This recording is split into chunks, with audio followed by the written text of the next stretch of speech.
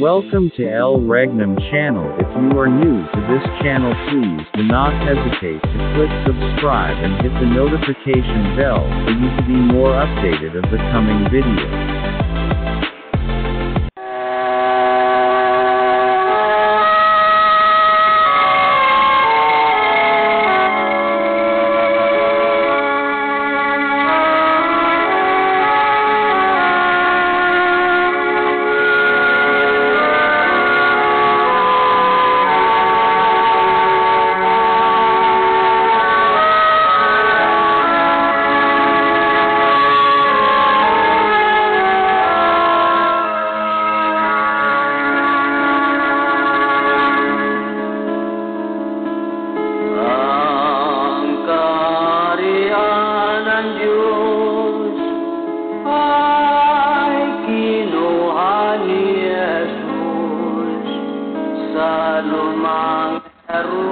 Jerusalem sa bayang muda Israel kanyang ibinigay sa bansang nagbubunga sa Diyos na kay Kristo na pananampalataya. Ang kaharian ng Diyos ikinukli ni Jesus. Hanapin natin ang bagong Jerusalem. May palatandaan ang malayong silangan, mga puno ng dagat, itong bansang Pilipinas. Sa lupang inirang ang ating tahanan, doon si Kristo maghari na walang hanggan. Tayo'y umasa at sumampalataya. Doon wala nang gutom at wala nang pagluluha. Sa lupang inirang ang ating tahanan, doon si Kristo maghari na walang hanggan. Tayo'y umaasa at sumampalataya.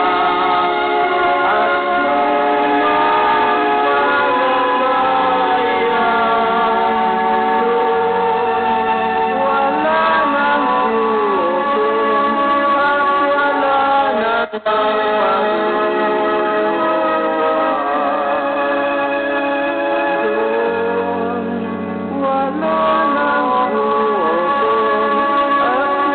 wala nang pagluluha. Doon wala nang gutom at wala nang pagluluha.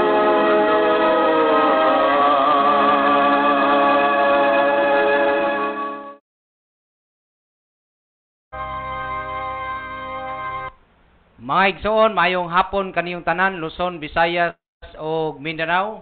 Aniya na usab kita sa atong programa may tungod sa gingharian sa Dios nga mao kini ang pagyabo sa panaksan sa kahanginan gamit ang mga karadyohan Luzon, Visayas o Mindanao. Labi na gayud dinhi sa atong paboritong istasyon sa DXBD 101.3 FM. Ika nga The Voice of Dapitan. Mayong hapon kaniyong tanan. Aniya na usab kita sa atong pagyabo sa panaksan sa kahanginan nga mao kining gingharian sa Dios.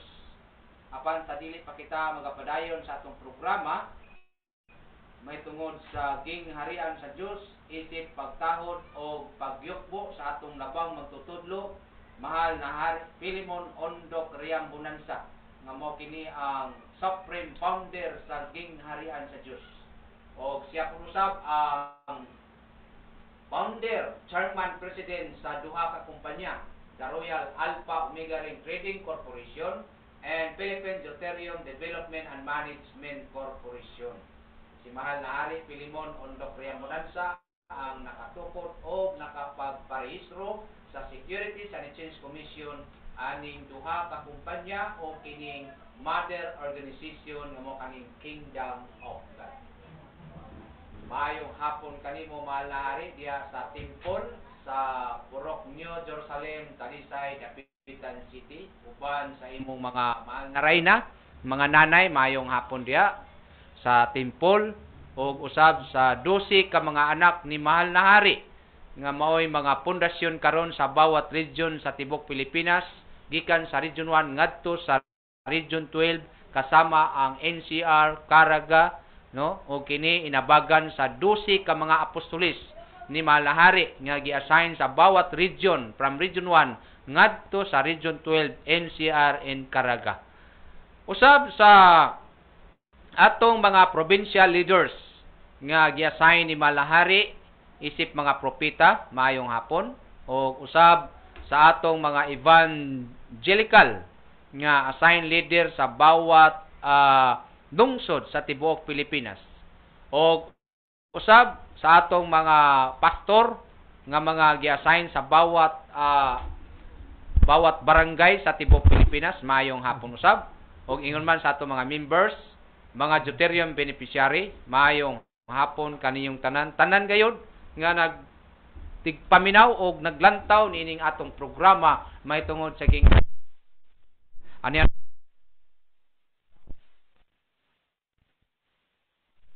pagsuunan sa atong panghimpapawid o pagbutyag may tungod sa gingharian sa Dios.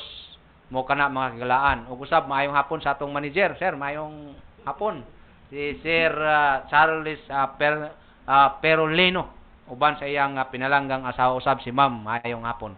Ug usab tanan nga tigpaminaw nining atong programa sa gingharian sa Dios, Luzon, Visayas, Mindanao, no? Inyo lang i-type ang atong live Facebook, din his live streaming sa DXBD 101.3 FM, The Voice of Dapitan. So mapanood tayo.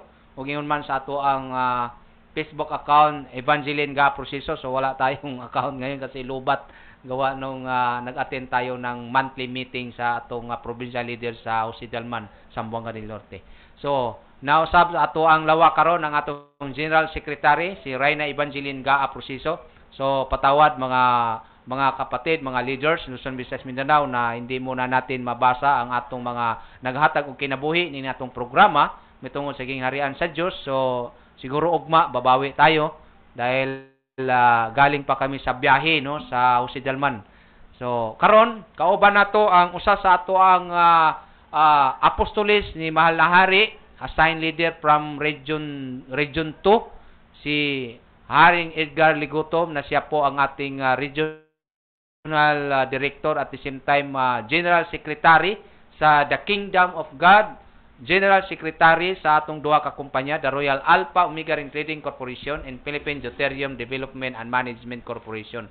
So siya karon ang atong speaker, no? Siya karon ang magbutyag sa tanan nga mga tinaguan mitungod sa gingharian sa Dios, sa kaalam ni mahal na Hari, no, pag-probe aning atong nasod sa Pilipinas, ug unsa ning gingharian sa Dios, ug asa ning gingharian sa Dios, unsay mga benepisyo aning gingharian sa Dios, no, as divine government of God, no, labi na gayod sa dugang katigayunan nga giandam sa Ginoo para kanatong tanan. So tanan, no, tanan inyong mapanawan o masaksihan nining atong programa mitungod sa gingharian sa Dios. Okay, so sa walay pagdugay, ihatag nato ang katungod sa pag-istorya, pagsaysay, pagpasabot mahitungod sa gingharian sa Dios Kay dili man magbulag ning gingharian og kaning Dios og kining kayamanan nga gihatag sa Dios para kanatong tanan. Okay, hari, pasok. Okay, so maraming salamat sa ating nag-angkor ngayon, si Haring Felix Proceso, ang ating isa sa mga regional directors na nasa dito sa Region 9. Bago pa po ang lahat, nais ko po munang magpasalamat at hingin ang gabay ng ating mahal na Supremo sa kaharian ng Diyos, walang iba, mahal na Hari Pilimon Undok Royal Bonanza at sa buong royal family, at sa ating namumuno ngayon sa kaharian ng Diyos, walang iba sa katauhan ni mahal na Prinsipe Rocky Ibanez Royal Bonanza, na siya ring chairman president ng The Royal Alpha Omega Ring Trading Corporation, at ganoon din kay Hari Adolfo Royal Bonanza, chairman president ng Philippine Deuterium Development and Management Corporation.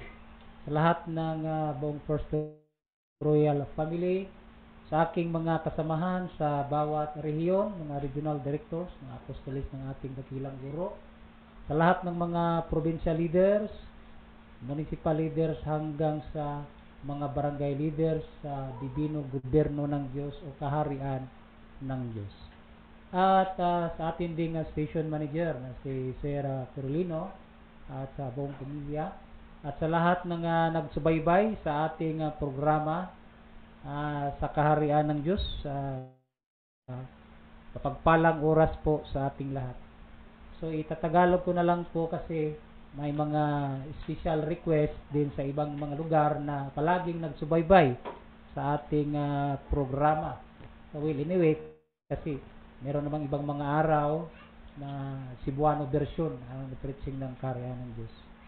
So ulitin ko po, isang mapagpalang oras sa ating lahat. Nandito na naman tayo sa programa ng kaharian ng Diyos para ipaabot namin sa inyo, ipaliwanag namin sa inyo ang galaw ng kaharian ng Diyos, lalong-lalo na sa ating panahon ngayon. Sa taas ng panahon, taon tayo ngayon 2024, ibig sabihin tapos na yung 2 milenyo, 2 araw ng Diyos.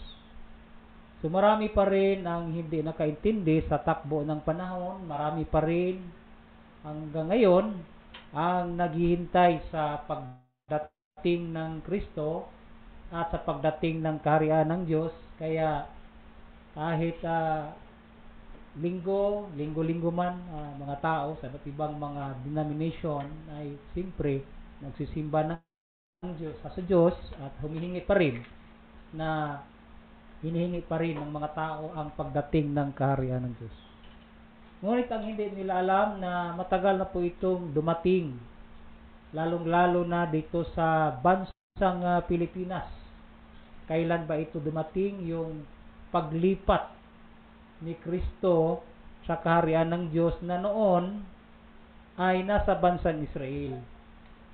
Para maintindihan nating lubusan, ano nga ba itong kaharian ng Diyos, alamin natin ang buong istorya ito noon. Sapagkat ang aral sa kaharian ng Diyos ay hindi po yan bago. Maaring bago sa inyong pandinig, sapagkat halos lahat ng mga sekta hindi naman sila nangangaral ng kaharian ng Diyos, hindi tulad dito sa The Kingdom of God o kaharian ng Diyos na founded by mahal na Hari Pilimon Undok Royal Bonanza, na pinapangaral namin sapagkat ito talaga ang dapat unahin ng mga tao. Sa sinabi ni Kristo na datapwat unahin niyo muna paghanap ang kaharian ng Diyos at isunod natin ang katuwiran na galing sa Diyos, at ang lahat ng mga bagay ay pawang idaragdag. So in proper order po yan. So kung titingnan natin sa kaganapan sa daigdig ngayon, hindi kaharian ng Diyos ang inuna ng mga tao sa paghanap. So ano ang inuna? Yung buhay.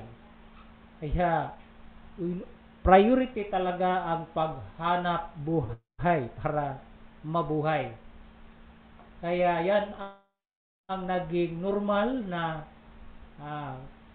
kagawian ng tao na naghahanap buhay.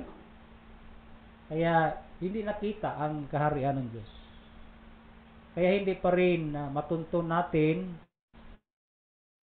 ang tunay na kaligtasan, sapagkat ang kaligtasan na inaasam-asam ng lahat, yung pagdating po ng kaharian ng Diyos. Sapagkat nakasulat na ngayon, dumating na ang kaharian ng Diyos at ang kanyang kaligtasan. Kaya kung nais natin ng kaligtasan, anong klaseng kaligtasan din? So may mga ngaral na ang kaligtasan ay doon lang sa espiritu. So parang walang kwenta yung katawan. Alahanin po natin na ang istorya ng kaligtasan ay buhay po tayo na ililigtas ng Diyos. Kaya hinahanap natin ang buhay. Masarap talagang mabuhay. Kaya naghanap buhay. Yun ang naging plano ng tao na maghanap buhay, pero hindi na natin tinitingnan ang plano ng Diyos na mayroon pang higit sa buhay na hinahanap natin. Yung kanyang plano na ang Diyos ay magbibigay ng buhay na walang hanggan. Kaya isa din po yan sa tinatalakay sa aral dito sa kaharian ng Diyos, na totoo nga ba na mayroong buhay na walang hanggan? Totoo po yan. Sapagkat ang buhay natin noon, habang nagkasala si Adam, ay yung everlasting life, kinuha ng Diyos. Tinago ng Diyos kasama sa pagtago sa kaharian ng Diyos. Kaya walang sinumang tao na nabubuhay higit ng 1,000 taon. Supposed to be ang destiny ng bawat tao ayon sa disenyo ng Diyos para sa mga tao na kasama niya, na mabuhay sana tayo sa bawat 1,000 taon. Kaya biblically and historically, buhat ng lumayo ang tao sa Diyos, kinuha yung buhay natin na mabuhay tayo bawat 1,000 taon. Kaya si Adam, buhat nang siyang nagkasala, hindi siya nabuhay ng 1,000 taon. 930 years ang kanyang life existence. So ilang taon na lang sana ang kulang? 70 years. Ngayon, yung 70 years na kulang, yan ang naging kalagayan ng buhay ng mga tao ngayon. In reality, average lifespan ng mga tao sa mundo, nasa line up na ng 70 years. So, hindi po yan normal na kalagayan. Kasi nga, kinuha ng Diyos yung everlasting life, yung mahabang buhay tungo sa buhay na walang hanggan. Kaya yung pangako niya na naging propesiya din ni Oseas, na pagkatapos ng 2 araw ay muli niya tayong bubuhayin. So ngayon, kung hindi natin alam kung ano ang formula ng Diyos sa pag-count ng mga panahon, lalo na sa kanyang panahon para sa mga tao, so hindi natin maintindihan ang kaniyang mga misteryo, lalo na itong sukat ng panahon. Ngayon, ito ang maging sentro natin, na tapos na ba yung 2 araw ng Diyos? Ito rin ba ay katulad sa araw natin ngayon? Halimbawa, ngayon, Linggo, 1 araw. Bukas, Lunes, 2 araw. Yan ba ang ibig sabihin ng Diyos na pagkatapos ng 2 araw ay muli niya tayong bubuhayin? Revival of life. Yung isa sa uli niya, yung buhay na kinuha niya doon kay Adam, buhat ng nagkasala. Ngayon, tugma din sa sinabi ni Kristo na sa huling araw, sabi ng Diyos, ay bibigyan tayo ng buhay na walang hanggan. Yung huling araw. Ang tanong, ano yung huling araw? Mga kapatid, ayon sa 2 Pedro 3:8, mayroong formula ang Diyos na ang isang araw ng Diyos sa tao ay 1,000 taon. At ang 1,000 taon sa tao ay isang araw ng Diyos. Yun ang tinutukoy sa propesiya na pagkatapos ng 2 araw, muli niya tayong bubuhayin. Kung basahin po natin muna yan sa paghanap ng buhay, kasi yan ang sentro ng mga tao, kaligtasan, buhay po tayong ililigtas. Kaya hindi natin yan maintindihan kung hindi muna natin alamin ang paghanap sa kaharian ng Diyos, kasi programa po yan sa kaharian ng Diyos, yung buhay na walang hanggan. Kaya dito sa propesiya, pagbasahin po natin ng ganito na pagkatapos ng 2 araw ay muling bubuhayin niya tayo, sa 3 araw ay ibabangon niya tayo at tayo'y mga bubuhay sa harap niya. Napakaganda po ng plano ng Diyos. Ang tanong, kailan yung pangatlong araw? Of course, tatapusin mo na ang 2 araw. So yan ang ibig sabihin na pag matapos ng 2 araw, siyempre, tayo na sa pangatlong araw. So ang katumbas ng 1 araw ng Diyos ay 1,000 taon sa mga tao. Kaya ang pagkatapos ng 2 araw ay pagkatapos ng 2,000 taon. So good news po yan. So ang tanong, tapos na ba? Of course, tapos na.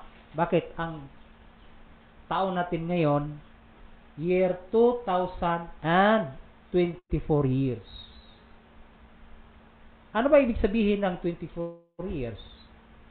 Itong 24 years, yung pangatlong araw ng Diyos, meron din po yang 1,000 taon. Ibig sabihin, yung 1,000 years, na-consume na po natin almost ang 24 years.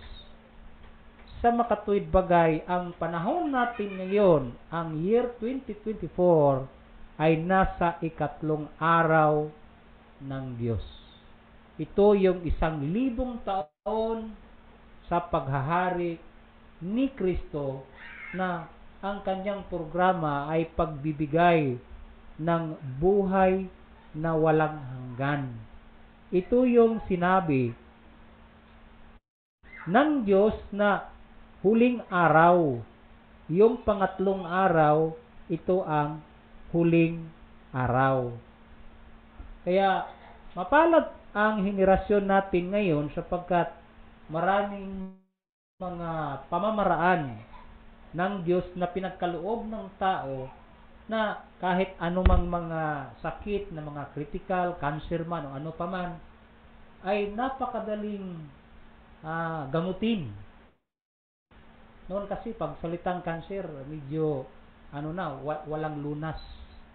Pero ngayon may mga cancer survivors. Dahil pinagkaloob sa atin ng mga iba't ibang mga supplements, paraan po ng Diyos yan.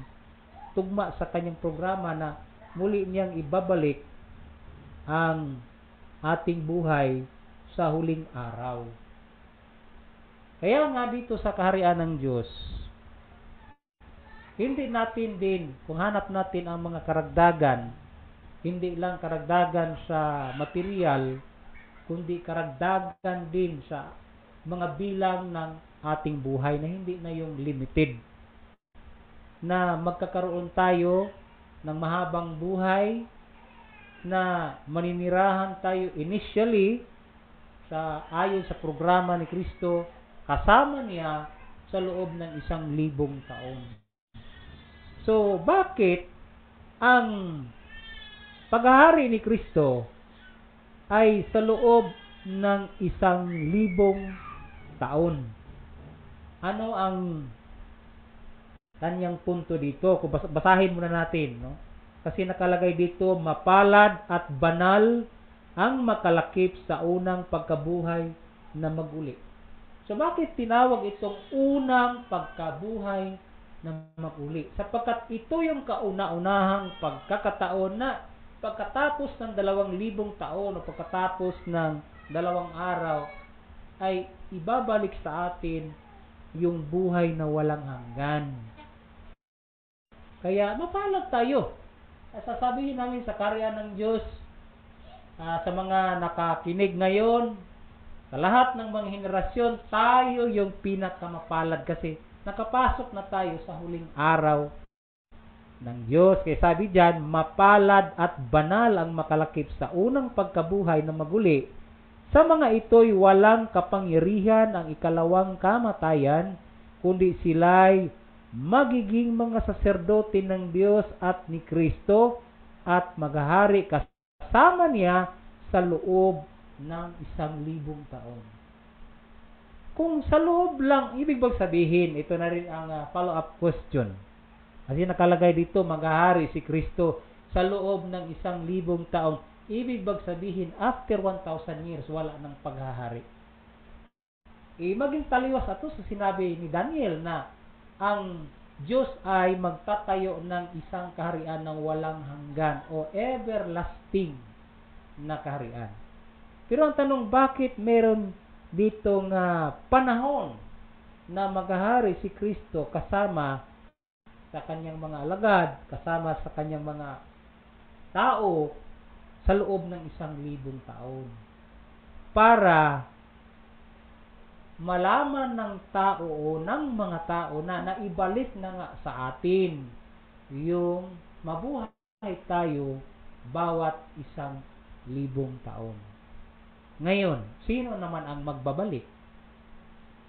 So, ang kinuhaan ng buhay na walang hanggan ay yung unang Adam. Kaya, ang palatandaan din na maibigay na sa mga tao, yung mga matuwid na mga tao, na maging banal na mga tao, yung last Adam. Kaya basahin po muna natin, sino ba ang nagdala ng programa ng pabalik sa atin ng mataas na buhay, yung last Adam. Yan, basahin muna natin sa 1 Corinto 15, 45. Yan. Gayon din naman na nasusulat, ang unang taong si Adam ay naging kaluluwang buhay. Ang huling Adam ay naging espiritong nagbibigay buhay. Ang tanong, naganap na ba ang salita na ito? Maraming mga ngaral na halos araw-araw na mabasa din nila na mayroong unang Adam at huling Adam. So mga kapatid, saan ba lalabas ang huling Adam?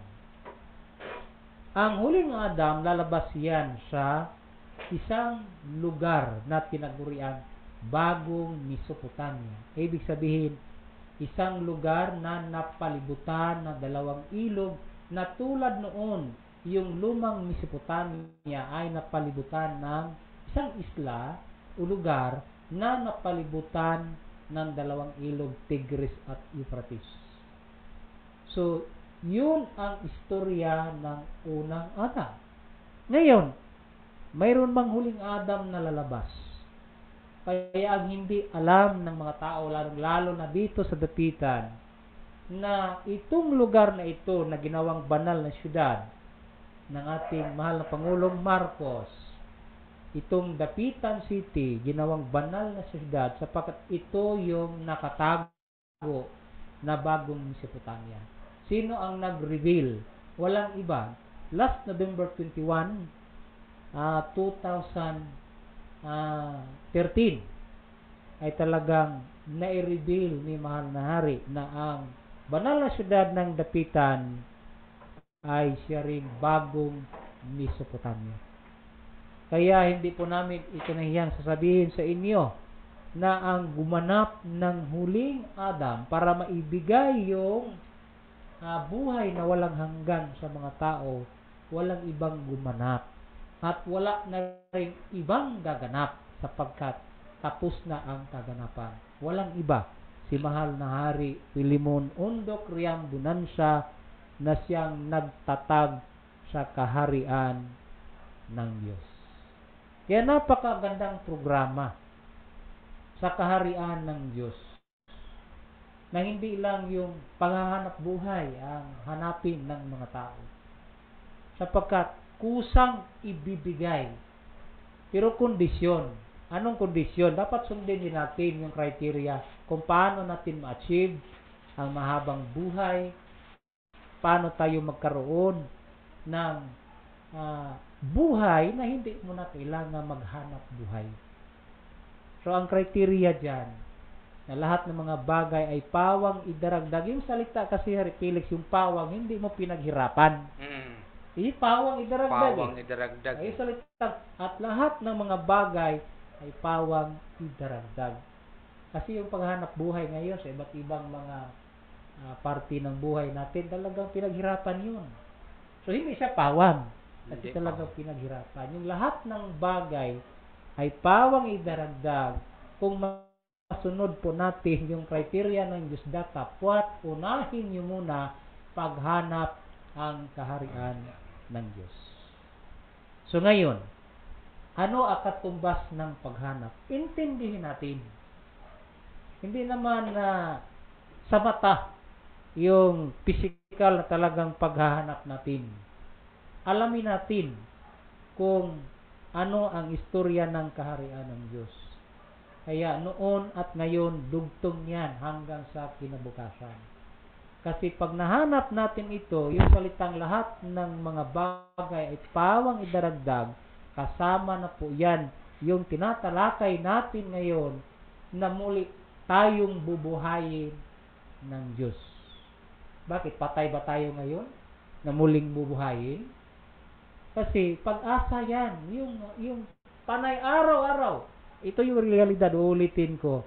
Araw-araw, hinahanap natin ang ating buhay. Kaya hanap buhay. Kasi araw-araw hinahanap natin. Nais nating mabuhay araw-araw kasama sa ating mga buong pamilya. Kaya naghihirap tayo. Kaya ang programa ng Diyos, lahat ng bagay ay pawang idaragdag. Tulad pa noon, yung buhay ni Adam. Naghanap buhay ba siya? Naghihirap ba siya? Hindi. Lahat ng kailangan ng tao, kasama ang Diyos. Diyos ang nagbigay sa lahat ng pangangailangan ng tao.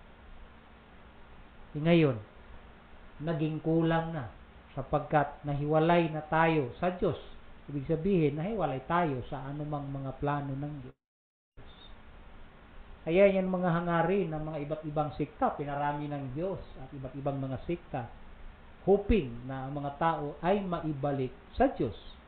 Pero ganun pa man, sa daming mga sikta sa buong daigdig, ay hindi pa rin alam ng mga tao kung ano ang plano ng Diyos. Tulad ng tinatalakay natin kanina, na pagkatapos ng 2 araw, muli niya tayong bubuhayin.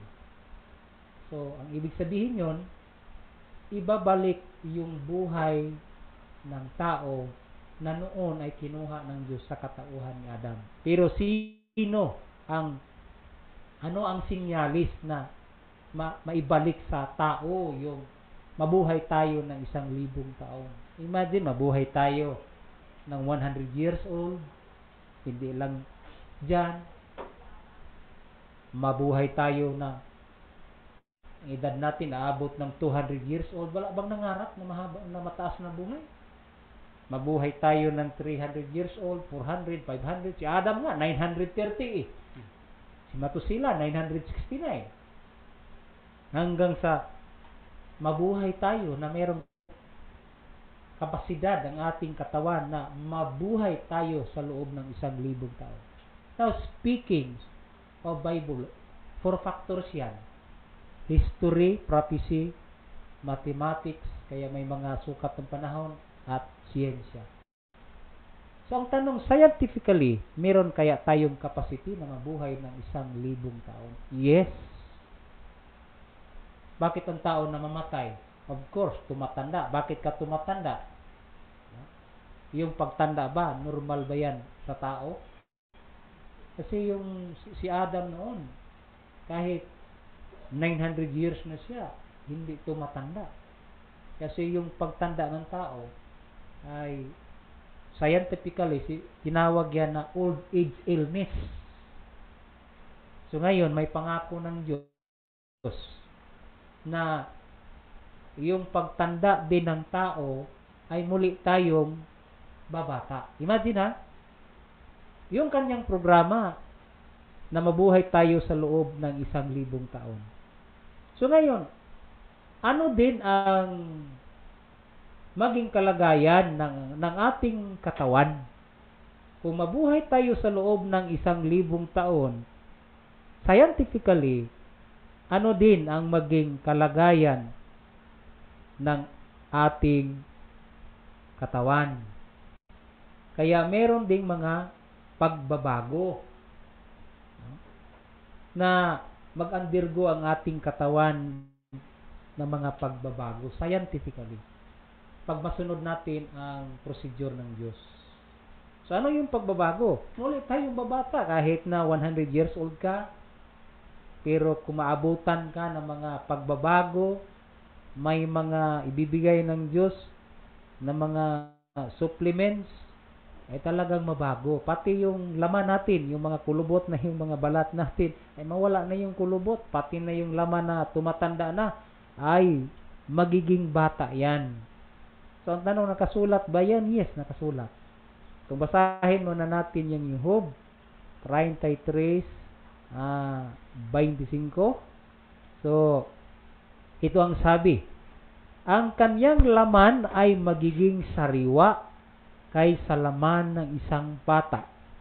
Siya ay bumabalik sa mga kaarawan ng kanyang kabataan.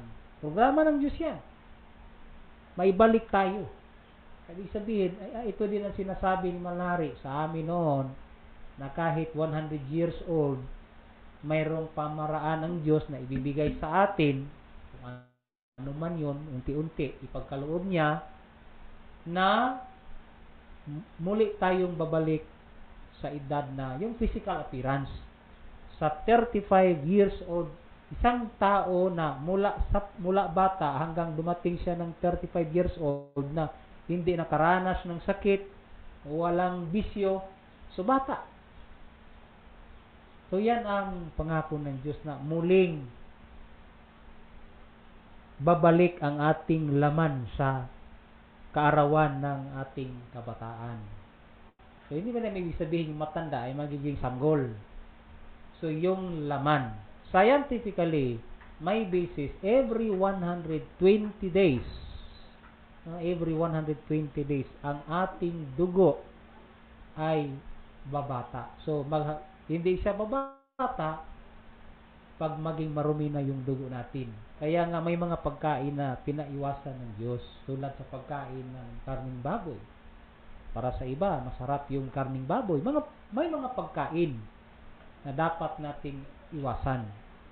Kaya sa Diyos, batas talaga niya na huwag ipakain yung laman ng karning baboy, lalong-lalo na yung dugo. Ano mang dugo ng hayop ay hindi ipakain. So hindi lang yan, maraming mga batas dyan sa banal na kasulatan na pertaining doon sa pag-maintain ng ating kalusugan. Sabi ng Diyos na pati yung taba, kung ano man taba ng baka, ano mang mga taba na galing sa karne ay dapat huwag kainin ng tao. Itapon na parang tubig. Kasi cholesterol po yun. So ganyan, hindi lang naintindihan ng tao ba, anong purpose ng Diyos, bakit hindi isang pagkain? Merong scientific basis yan. So ang nangyari kasi ngayon, hindi naintindihan ng mga mangangaral na pwede nang kainin yung baboy kasi nilinis na ni Kristo. So hindi nila naintindihan na yung vision ni Pedro na sinabihan siya na kumain ka, nakita kasi niya doon yung mga pagkain na pinagbabawal ng Diyos, kasama na doon yung baboy. Sinabi na Diyos na kumain ka. Sabi naman ni Pedro ay, ayaw ko Panginoon sapagkat wala pang hindi malinis na pumasok sa aking bibig. Sinabi ng Diyos, huwag mong sabihin hindi malinis yung nalinisan ng Diyos. So, hindi po yun literal na mga pagkain. Tao po yun.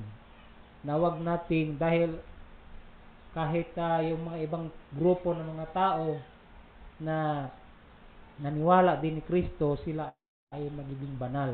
Kaya regardless sa anumang mga pananampalataya, na pag ang tao ay nasa kay Kristo na, siya'y bagong nilalang. Makapag-undergo na tayo ng mga changes sa ating katawan.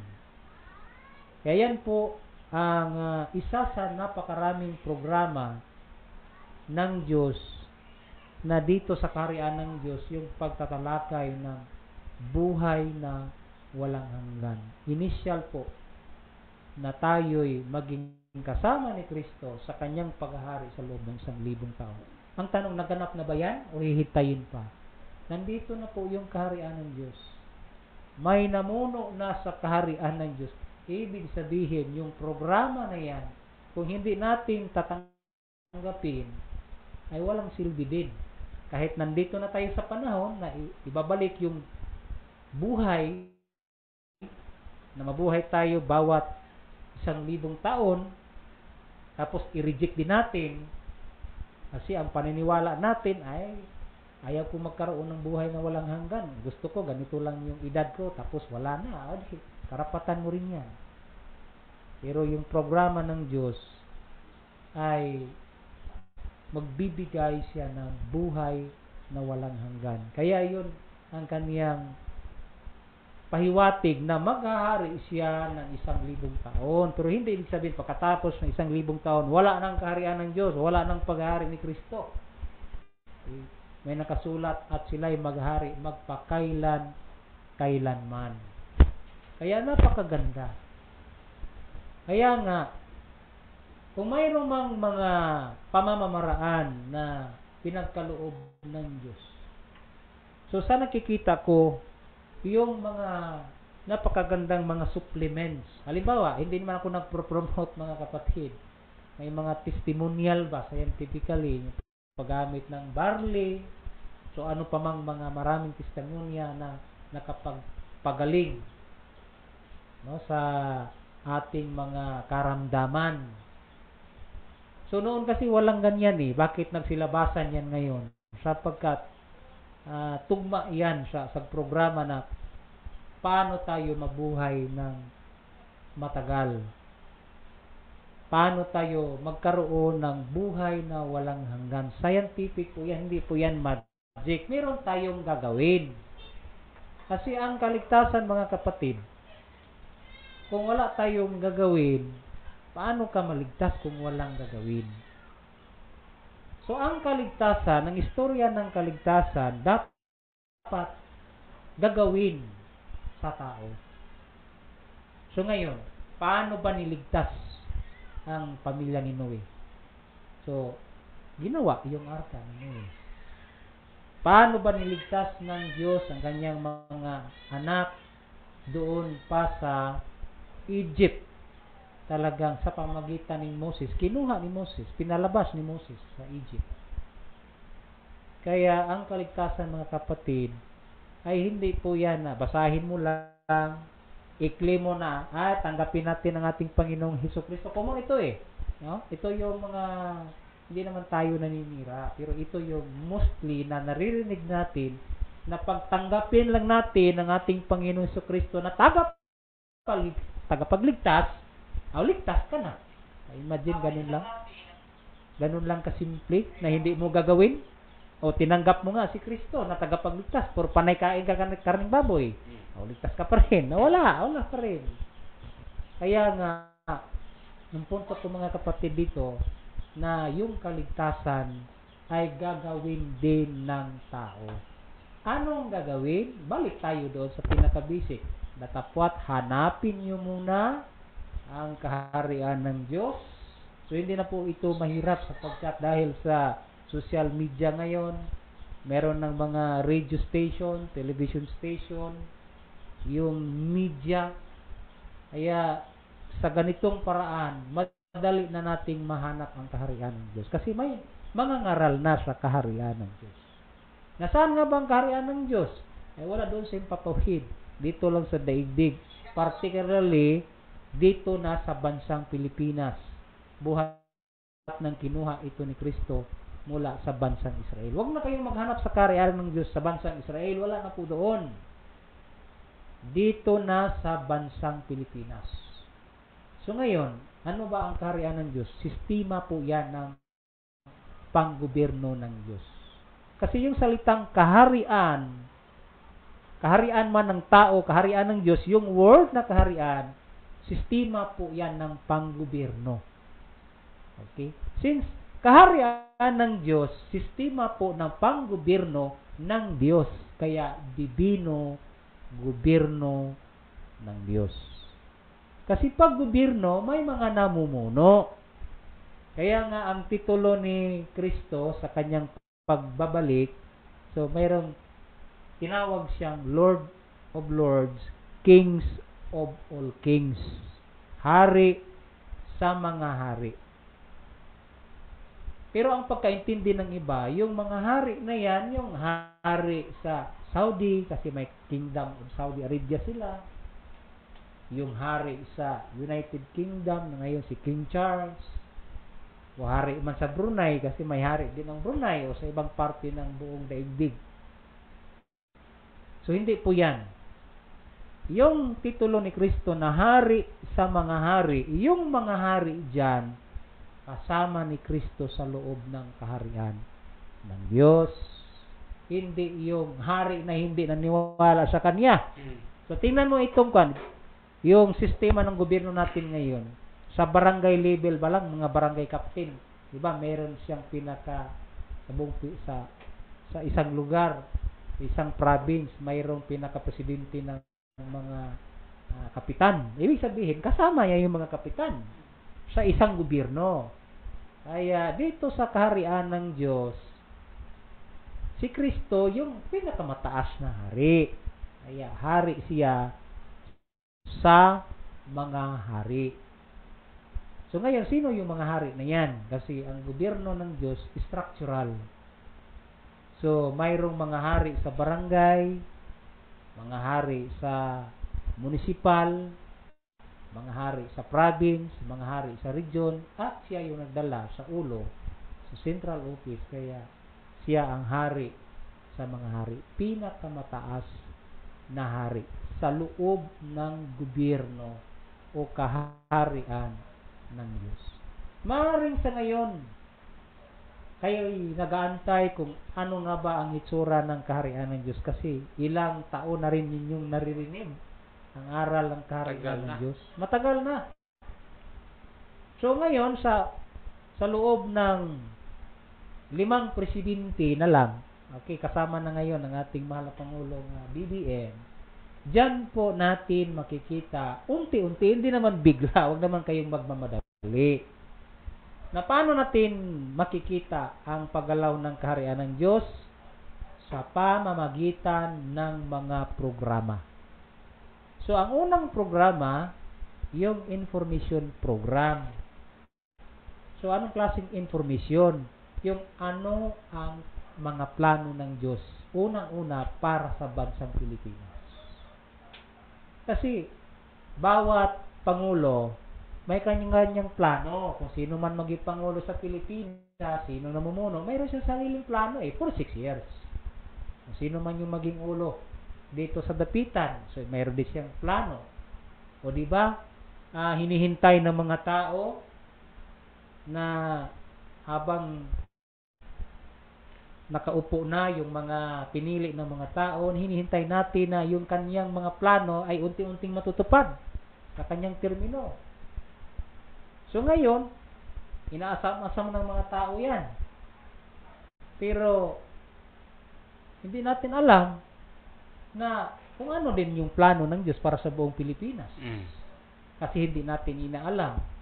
Kasi ang pagkakaalam lang natin, sapat na papasok tayo sa isang sikta, magkaroon na tayo ng kaligtasan. So yun nga lang ba, ano ang istorya ng kaligtasan? Na hindi natin inaalam na ang plano ng Diyos napakaganda. Lahat ng bagay ay pawang idaragdag. Pero criteria, unahin mo muna paghanap sa kaharian ng Diyos. At ano ang kasunod? Ito mabigat. At ang katuwiran ng Diyos. Ang tanong, paano tayo maging matuwid sa harapan ng Diyos? Gobyerno yung tatag ng Diyos. Yung kaharian ng Diyos, gobyerno din yan. Kailangan sundin natin kung ano yung protocol ng sistema ng panggobyerno ng Diyos para tayo ay maging matuwid. Kaya tayo, sa sistema ng gobyerno sa Pilipinas, paano tayo maging matuwid? Dapat wala tayong bad record sa gobyerno. Hindi tayo gagawa ng anumang krimen na pinabawal ng gobyerno. Lahat ng mga alintuntunin sa gobyerno, mga programa sa gobyerno ay susundin natin. So, ganun din sa Diyos. Na regardless kung anuman ang ating mga sikta, ay walang sikta din na lalamang doon sa gobyerno ng Diyos. Hindi kami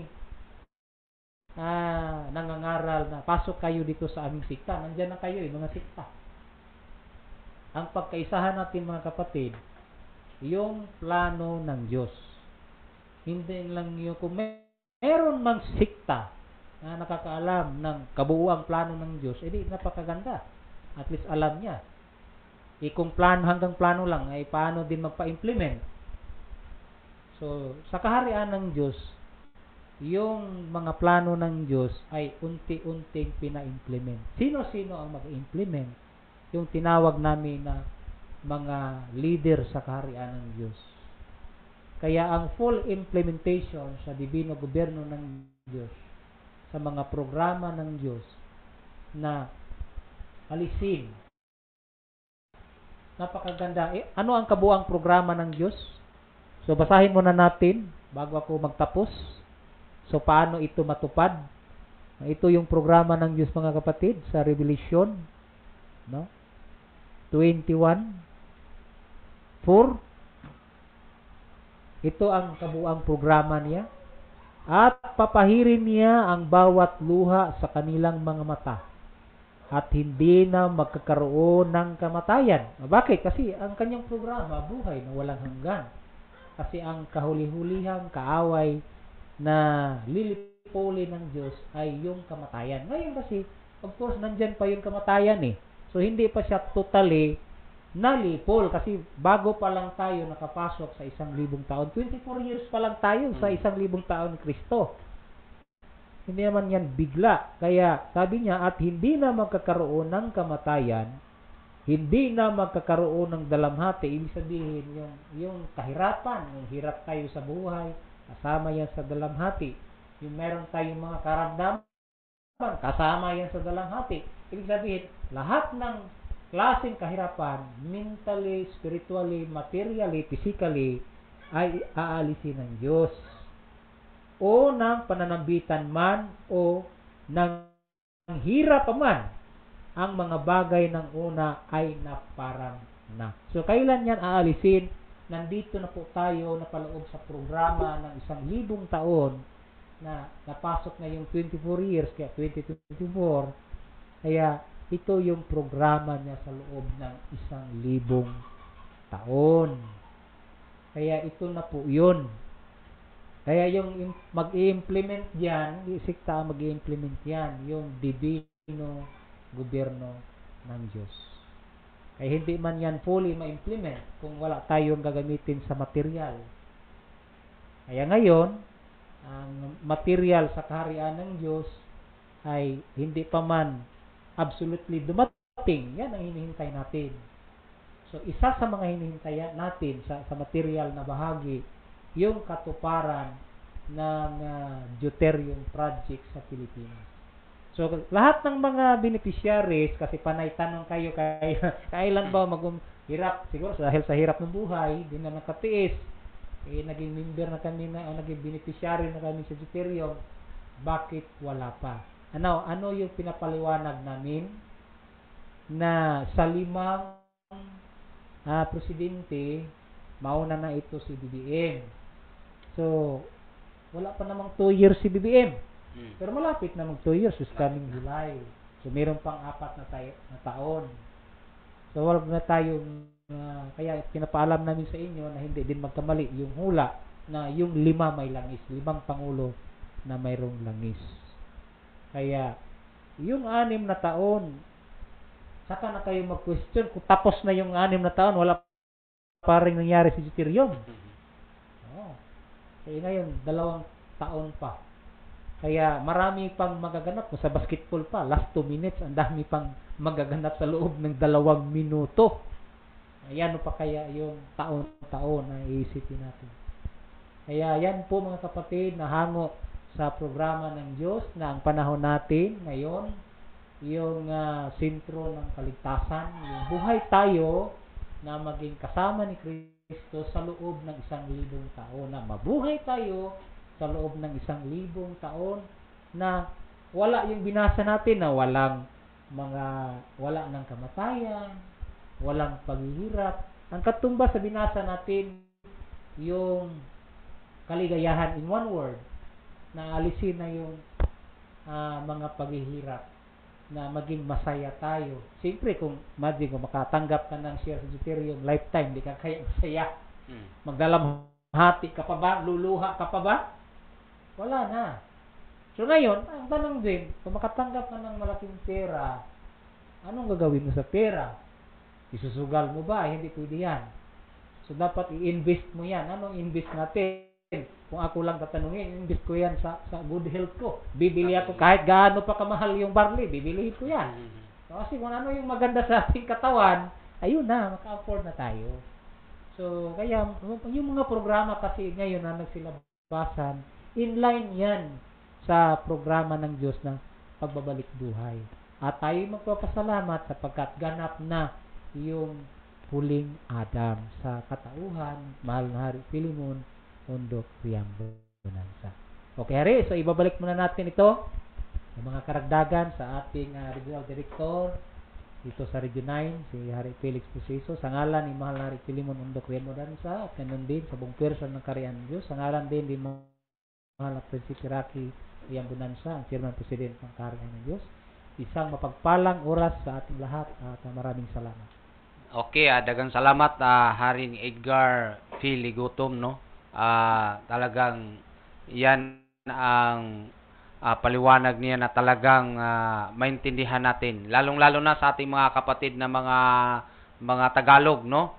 Kaya kami naman ay talagang pagsikapan namin na magsalita ng Tagalog para maintindihan natin, lalong-lalo na sa programa natin sa The Kingdom of God. Kasi maganda, no? Maganda ang tinalakay ng ating regional director at the same time apostolist ni Malari. Siya po ang assigned leader ng Region 2, no? So sa Region 2 ay talagang ang kanyang mga leaders doon, mga provincial, municipal, and barangay ay talagang gumagalaw. Dahil kung ano ang ginagawa dito sa Region 9, sa bawat rehiyon, ay gayon din ang ginagawa sa bawat area sa buong Pilipinas tungkol sa kaharian ng Diyos. Kaya maganda yung itinalakay ng ating kasama, lalong-lalo na yung pinakahuli na binasa niya na ang sabi doon, papahiran. No? Papahiran ng Diyos ang lahat ng mga luha, no? Sa ating mga mata. Ibig sabihin, wala ng hirap, no? Ang sabi doon, wala ng kamatay. No? Wala ng kamatay. Ibig sabihin, kasi meron kasi ako mga na-encounter Hari Ed na ang sabi nila, parang wala ng pag-asa ang Pilipinas.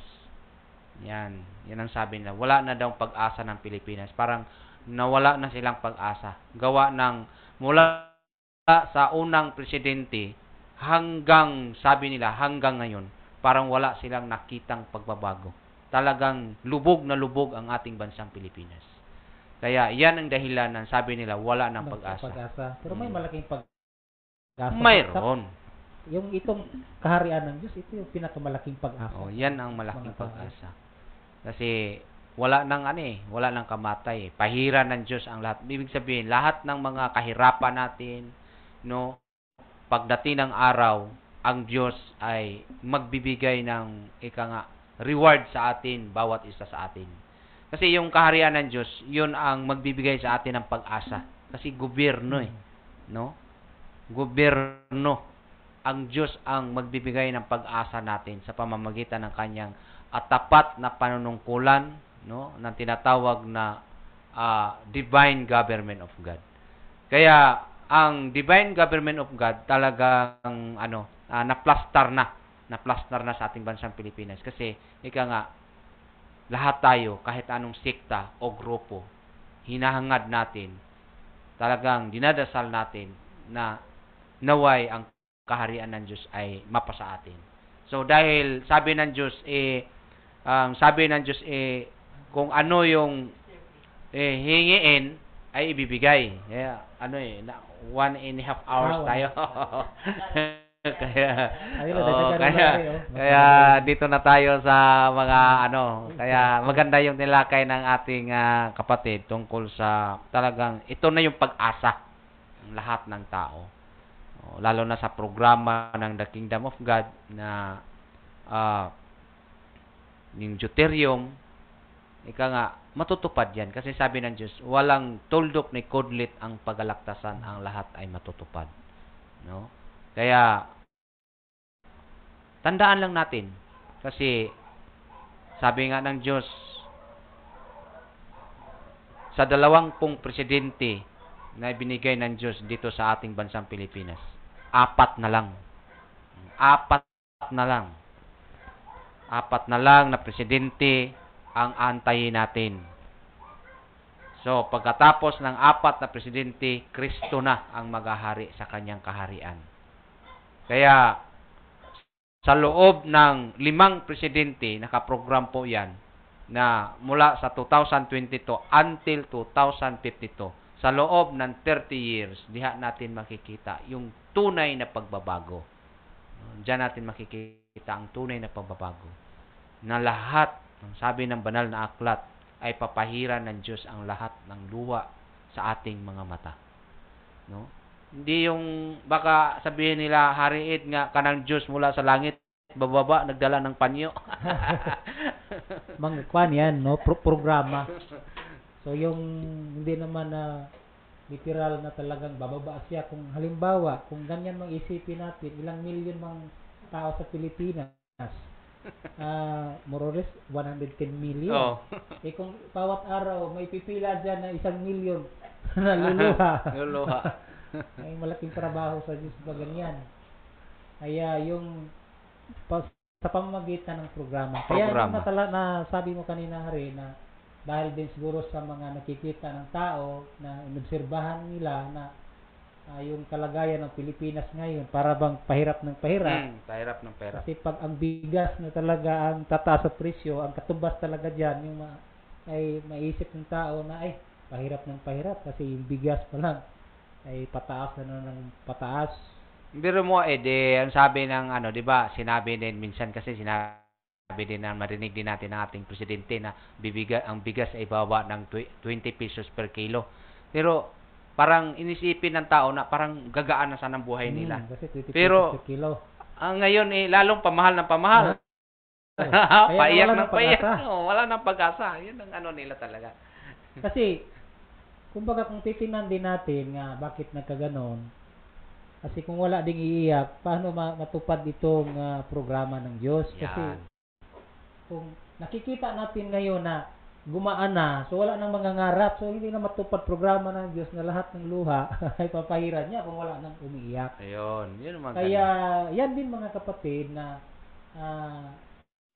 may mga pagkakataon, hindi naman ito lifetime. May mga bahagi lang ng panahon na talagang dadaan tayo ng matinding kahirapan para pag mawala na yon kasi yung programa ng Diyos na alisin lahat ng kahirapan para mas lalo nating mapasalamatan ng Diyos na ay natupad na nga yung programa ng Diyos na rinig namin sa kaharian ng Diyos na papahiran lahat ng luha. Ito na nga pala ngayon. So hindi pa naman natapos yung termino. Maraming pang pagbabago. Imagine yung programa ng Pangulo natin, mayroon siyang yung favorite line na bagong Pilipinas. Yung bagong Pilipinas. Kaya tinitingnan ng mga tao, paano ng bagong Pilipinas? Parang ganun pa rin. Ganun pa rin. No? So, sa 6 na taon, 2 taon pa lang pinagsisikapan. No? Meron pa siyang 4 na taon. Itong remaining 4 years, kaya sa panahon ni BBM, ay talagang diyan natin makikita yung pagbabago. Kasi yung pagbabago, programa ng Diyos din yan. No? Kasi yung kahirapan natin, may panahon na lilipas talaga yan. Kasi nakasulat yan, babaguhin ng Diyos yan. Kasi ang maging partner talaga din sa gobyerno nitong 5 presidente, sa totoo lang, sasabihin na lang natin para malaman din natin ng mga kasamahan na maging partner sa pagbabago ng Pilipinas, itong divine government of God.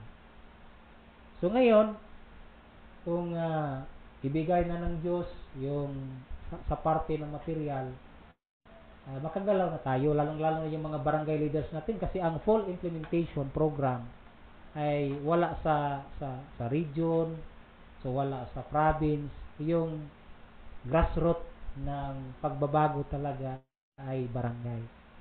Sana din makikita, no? Hoping din tayo kasi yan ang programa ng Diyos na ang titigan ng divine government of God, yung anong pagbabago na maibigay natin sa bawat barangay. Darating, I'm sure na all throughout the year sa termino ni BBM, talagang makikita dan natin yan na makikita niya na ang development ng Pilipinas kailangan titigan yung bawat barangay. Kaya sa loob ng kanyang remaining 4 years, ito din yung mga maging challenge sa ating mga barangay captain na maninibago sila na ang barangay na ang titigan for development. So unti-unti na yan. So meron ng mga kuan ba na unti-unti na. Sana lahat din ng mga nasa barangay officer sa gobyerno natin ngayon ay talagang punduhan din ng ating ng gobyerno na ang direct exposure sa problema ng mga tao kasi hindi yung presidente ng Pilipinas yung mga yung ama at ina ng barangay, yan ang direct expose sa mga problema ng mga tao. Kaya isa din yan sa maging instrumento ng Diyos kasama sa divine government of God, maging partner natin sa pagpahid sa buha ng mga tao. Kasi nasaan mo nakatira ang mga tao? Of course, nasa barangay. Nasa barangay. Kaya kung anong problema ng mga tao, sino-sino kagad lalapitan? Si kapitana, si kapitan. Since limited ang resources nila, so hindi kagad-agad matulungan ng mga tao. Kaya darating talaga ang panahon na itong programa ng Divine Government of God, so una dito yung implementation, of course, sa papanahon din ng ating presidente ngayon. So wag lang tayong magsawa na maghintay kasi mayroong right time. Mayroong right time. Mayroong right time. Sa 6 na taon, merong panahon dyan na talagang ma-fully implement na ang programang Deuterium. Na huwag tayong mawala ng pag-asa. No? Kasi plano ng Diyos, lahat ng bagay ay babaguhin. So mayroon, sino ba magsabi? Hindi lang yung presidente na sabi niya bagong Pilipinas. Hindi lang presidente kasi ang magsabi. Bagong mukha. Bagong Pilipinas. Yan, nakasulat na talaga yan. Nakasulat man na dapat marinig muna natin sino yung magdeklara. Ito na lang inihintay natin sa Revelation 21:5 at yaong nakaluklok sa luklukan ay nagsabi. Narito, ginagawa kong bago ang lahat ng mga bagay at sinabi niya isulat mo sapagkat ang mga salitang ito ay tapat at tunay. So ngayon, ang nagsasabi ng pagbabago, yung naluklok na bilang presidente sa Pilipinas. So hindi pa nakapagsabi yung naluklok sa trono, sa karya ng Diyos na babaguhin lahat ng mga bagay kasi wala pa tayong resources wala pa wala pa. So pagdating ng araw, nauna yung deklarasyon ng gobyerno natin, yung presidente, na babaguhin niya ang kalagayan ng Pilipinas sa material. Pero yung sa programa din sa divine government, ito yung hinihintay sa kaharian ng Diyos na maideklara. So hindi man basta-basta magdeklara si Mahal na Prinsipe Rocky na babaguhin natin kung wala pa tayong resources. So hintayin natin yung resources. Kasi yung resources na yan, kasama yan. Kusa din, no? Kusang darating. O lahat ng bagay ay pawang idaragdag. Kasi kung ang gobyerno natin, siyempre yung gobyerno, hindi pwedeng wala kang resources. Sabihin lang natin, ano yung common resources? Budget o pera. Okay. Pera talaga. So, ngayon, yung pera, bakit nagkaroon ng pira ang daigdig, ano ba yung backup ng pira? Di ba ginto? Ginto. Kasi walang halaga ang pira pag Kung walang walang ginto. ginto. Ngayon, babasahin din natin, ang Diyos ba may pira? Ang Diyos ba may ginto? May ginto. Oh, Okay. sa Hagiyo. No. Basahin muna natin mga kapatid na sa gobyerno ng Diyos, meron din bang resources? So kung ang gobyerno ng tao ay mayroong resources, ano pa kaya ang sa Diyos?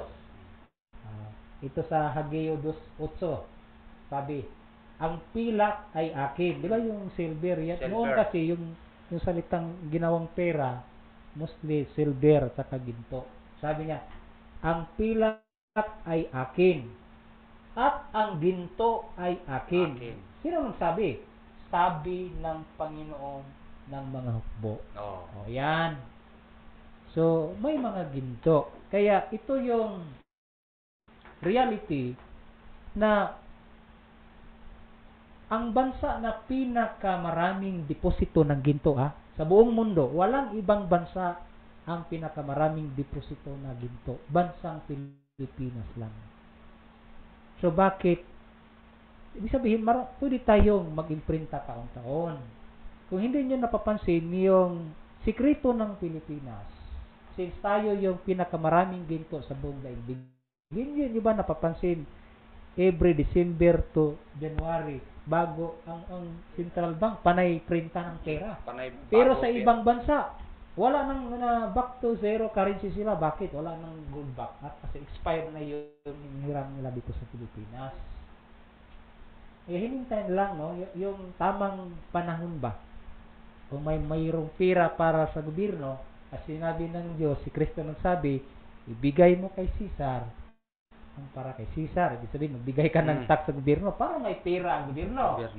Sabi din niya, ibigay mo ang sa Diyos ang para sa Diyos. So, hindi lang yan. Meron din tayong obligasyon para sa Diyos. Para tayo ay maging matuwid. Kasi ang Diyos hindi naman yan. Baga, meron siyang ginto. Meron siyang pilak. Lahat ng mga resources sa Kanya. Tapos, ginamit sa gobyerno ng tao. Nakalimutan ng Diyos. Kaya sabi niya, ibigay mo ang sa Diyos ang para sa Diyos. Saka talagang doon makikita ng Diyos na yung sinabi niya na ang mapagkatiwalaan ng maliit ng bagay ay mapagkatiwalaan ng malaking bagay. Tama yan. No, kasi hindi tayo isa din yan sa maging batayan ng mga tao na paano tayo maging matuwid sa Diyos. So, although ito, practices na sa ibang mga kapatid natin sa ibang mga sikta, yung tithes. Totoo po yan, yung tithes, yung sinabi na ibigay mo sa Diyos ang para sa Diyos. Pero kung susiriin po natin deeper, ngayon, saan ba dapat dalhin yung tithes?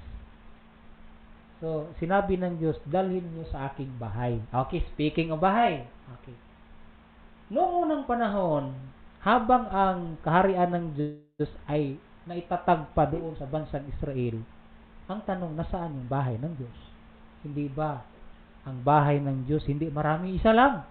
Ang bahay ng Diyos, yung tinawag na Bethel ni Jacob, siya kasi ang nakasaksi, unang saksi kung nasaan na yung bahay ng Diyos na tinawag niyang Bethel, bahay ng Diyos, ay nasa loob ng lupang pangako, nasa loob ng banal na syudad na Jerusalem. Kaya wala din ibang bahay sa panibagong panahon na nailipat na ang kaharian ng Diyos dito sa bansang Pilipinas. Wala din ibang bahay. So, ang bahay na tinutukoy dyan, yung pinaka-kapital na bahay, yung nasa banal na syudad, yung templo. Ayan. Since ladirize yung distribution ng wealth ng Diyos, siyempre, since yan ang pinakaulo, kaya kung sa tax din ngayon, di ba sa barangay, kukuha ka ng community tax, para bigay din sa barangay yung tax. So kaya nga sa mga leader sa divine government, practices din yung tithes na mula sa barangay, 10% out of 10%, then aakyat doon sa municipal, mula sa municipal aakyat sa province, from province to region, region to central office. So wala bang diretso? Kasi pag yung barangay magbigay ng types direct doon sa central office, so nasira na yung structure ng tunay na diwa ng Divino Gobyerno ng Diyos. Kaya yan po ang practices ng Divine Government of God. Sinabi ni Mahal na Hari na ang implementation ng Divine Government ay mag-umpisa sa July 27, year 2022. Kaya yun ang hudyat. Kung napansin niyo mga kaibigan, dito sa Dapitan, last July 27, 2022, naganap yung human flag. So, yung flag ni Dr. Rizal. Kasi, yung sumasagisag sa isang gobyerno, dapat may flag ka. May flag. So, kaya, okay na yun. Ngayon, yung bago lang, kasi nung nakaraang buwan, April 11, so, napansin ng ating mga kapatiran dito sa Dapitan na nakita nila, ano ba yung parade na yun? Bakit nagparade yung mga hari na iba't ibang kapa? So, yung parade na yun, ulitin ko lang na ano yung istorya na yan, kaganapan yun sa isang oras ng Diyos. Matagal na ilang milenyo hinihintay yung isang oras ng Diyos na ang sentro ng kaganapan dito pala sa banal na syudad ng Dapitan. Matapos na yung isang oras ng Diyos, sabihin yung mga nagsilabasa na, yung mga namumuno sa Divino Gobyerno ng Diyos, hintayin na lang natin yung mga pagkakataon na makapag-implement tayo ng mga programa sa iba't ibang barangay. Kaya iwan ko lang dito sa ang pinakasintro kasi itong gobyerno, kung titingnan natin sa material, so sa material ang capital city Manila City. Manila City. Kasi nandoon yung Malacanang eh. So sa Divine Government of God, ang capital city natin itong Dapitan City. Kaya sa ito yung wala nang ibang banal na syudad sa buong Pilipinas, wala nang iba, Dapitan City lang. Kaya mapalad kasi ito yung ibig sabihin, hindi tao ang nagpili sa Dapitan City na maging kapital, ang Diyos. Kaya mapalad din tayo na maipaabot sa mga tao yung tinig ng Diyos. Kaya tingnan mo, biblical din itong radio station natin. Kasi BXBD, the voice of Dapitan. Boses ng Dapitan. So, maiparating natin din sa pamagitan ng boses ng Dapitan kung ano yung boses ng Diyos para sa mga tao. Kung ano talaga ang Dapitan. Kaya mapalad tayo, no? Mapalad na may mga ganitong station na pinili din ng Diyos na through this station, yung boses ng Diyos, yung plano ng Diyos ay maiparating din. Hindi lang sa mga taga-Dapitan, kaya naka-live tayo, no? Sundan nyo lang yung FB account ng BXBD para kaya nga nagtatagalog ako mga kapatid kasi sinubaybayan na po ito, hindi lang dito sa Dapitan, buong Pilipinas, lalong-lalo na sa mga lugar na hindi nakaintindi ng Bisaya, kaya nagtatagalog kami para maipaabot din sa kanila yung mga plano ng Diyos. Yung mga tinatalakay natin kanina, hindi lang po yun, marami pa po mga detalye, lalong-lalo na yung mga nag-aabang kumusta na ang deuterium, bakit tahimik na. Okay? Mga kapatid, kung alamin nyo noon, pagtahimik, talagang kakaiba. Tingnan mo noon, nung naging sa panahon ni Noah, biglang tahimik. Iyon pala, maya-maya. biglang bumulusok yung tubig. So, ganun ang programa ng Diyos. Parang tahimik na yata. Ibig sabihin, pag tahimik, so, mayroong gumagalaw sa tahimik. So, hindi lang namin wag din kayong mag-aala kasi from time to time, i-update naman namin kayo kung ano yung dapat namin i-update. Kasi gumagalaw. Tapos na yung listing natin, so, nasaan na yung bula? Technical na po. Yung technical na mga, yung hindi ko sabihin, yung mga group of engineers na po, unti-unting gumagalaw sa programa. Kasi ang kanilang pagalaw, so magkakaroon ng project presentation, yung project plan. So bibigyan ko lang kayo ng overview ano bang ginawa ng mga technical, lalo na yung mga engineers. So inuunti-unti nila hinahanda yung parte ng technical kasi hindi man pwede na verbal nating iharap ito doon kay ating mahal na Pangulo na Mr. President, ito magprograma kami ng interim tapos wala kayong maipakita. So of course, ang magpapakita niyan yung technical plan. So may mga nakalaan na po 'yan. So wag lang po kayong mag-alala na naging tahimik tayo kasi tapos na. Talagang tahimik, tapos na yung listing eh. So marami pa rin pag na-update natin ang mga tao sa programa ng Deuterium from time to time ay talagang wala na, kumbaga sarado na yung listahan. Marami pa rin may gusto sumali pero wala na tayong magagawa. Kasi tulad ba noon na sa panahon ni Noe nung sinara na ng Diyos yung pintuan, mayroong nagbukas. Nagbukas na yung pintuan ng mga tubig.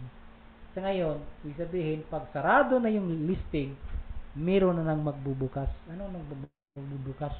Yung trabaho naman ng mga group of engineers na mag-mobilize sa gawain.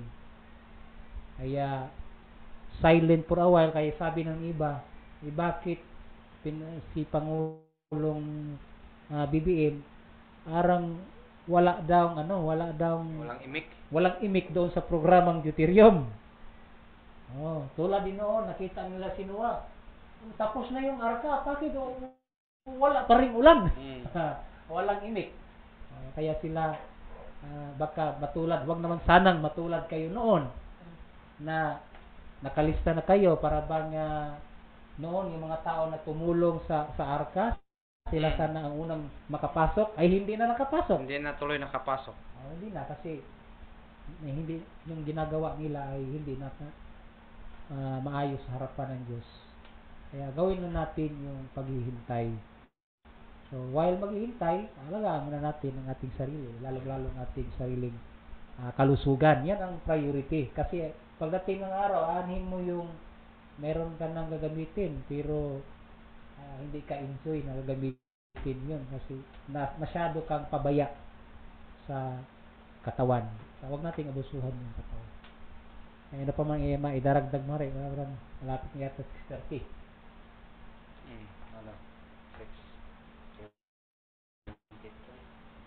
Ang mga So, kailangan talaga yung katawan natin kasi baga buhay yung programa na yan, programa sa mga buhay. Programa sa mga buhay. Hindi sa mga patay. Kaya kailangan yung katawan natin i-preserve natin no para pagdating ng biyaya talagang ma-enjoy natin yung blessings na binigay ng Diyos. Yun ang dapat. At saka marunong tayong mag-antay. Yan. Marunong tayong mag-antay. Hindi yung urada-urada na gusto natin parang gusto pa nga mag-advance ng iba wala tayong pang-advance sa kanila. Kaya kailangan marunong tayong mag-antay. Yan ang masasabi namin. Kaya nandito yung programa natin para araw-araw i-update natin kung ano yung mga development, ano yung programa. Kaya kailangan natin nakatutok tayo sa pagpangaral tungkol sa karya ng Diyos na ito na talaga. Wala nang iba. True spiritual, material, lahat ng bagay ay pawang idaragdag sa atin. Yan mga kapatid. Kaya kailangan alamin natin. Kaya yung mga kayamanan na hinanda ng Diyos para sa atin, yan na, ready na. Inaantay lang. Mayroon lang inantay ng Diyos.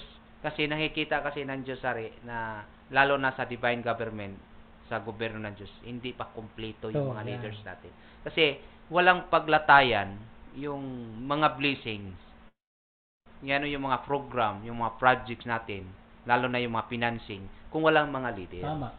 paano maparating sa mga tao kung walang leaders? Hindi man pwede na yung ibang lugar, yun lang ang may paratingan kasi yun lang may leader. May Tapos sa ibang lugar, wala. Wala. So, ang programa kasi ng Diyos, kailangan kumpleto muna. Maging kumpleto para sabay-sabay. Yan. Synchronize ang ating Pero mo, programa. Pilipinas is 42,046. barangay. Yan ang pupunuin Oh, natin yan ng ang mga pupunuin. leaders. Pag nakumpleto yan, Ayan. blessing yan. Ah, Nandiyan na. kaya yung yung mostly na bakante ngayon sa divine government, mga kapatid, paalam namin sa inyo, yung sa barangay level. Barangay. Kaya kung sino man din yung mga interesado na mag-leader sa divine government of God, so makipag-contact lang kayo kung dito ba sa loob ng Region 9, so, dito na ba nating regional, kasi hanggang ngayon tuloy pa rin tayong pag-ikot para ipaalam sa mga tao anong programa ang divine government of God. Bakit kaya hindi man tayo naghahanap ng members? Hindi. Hindi, leaders. Kaya nga sabi ni Malahari, wala pang member Wala sa pang kaharian member ng Diyos. sa kaharian ng Diyos. Lahat kasi mga leaders yan. Mga leaders ang hinahanap natin kasi ngayon. Mga tao, nakatira na sa Pilipinas. Kaya sabi ni Malahari, walang laman ng kingdom. Wala. Leader. Kaya unti-unti naman, siguro dito sa Region 9, mga ilan na lang. Siguro ang wala pa. Ilan na. Bagay, kung sundan nyo lang ang programa namin sa Kaharian ng Diyos, Luzon, Visayas, Mindanao, so kung sino man yung talagang tinadhana ng Diyos na mag-leader din, so ano man yung mga inquiry ninyo, so unti-unti natin yung ipapaliwanag. So, okay, no? Dahil malapit na yung oras natin, no? Unang-una, magpasalamat tayo sa ating Supreme Founder sa The Kingdom of God, mahal na Hari Philemon Ondok Riam Bonanza, no? Thank you Lord, mahal na Hari, at saka sa ating Chairman President ngayon sa Kingdom of God na si Mahal Prinsipe Rocky Y. Riam Bonanza, no? Kasama ang ating General Secretary sa Region 9, no? Si Reyna Evangeline Gaa Proceso. Ito naman ang iyong lingkod, Felix Proceso, nagsasabi magandang gabi at mabuhay tayong lahat, no? Ari Ed, paalam na tayo. Salamat sa lahat ng mga tagapakinig. Subaybayan niyo lang palagi ang programa ng Kaharian ng Diyos. Isang mapagpalang hapon sa ating lahat. So, mabuhay. Mayong hapon. Mayong hapon, may gabi pala.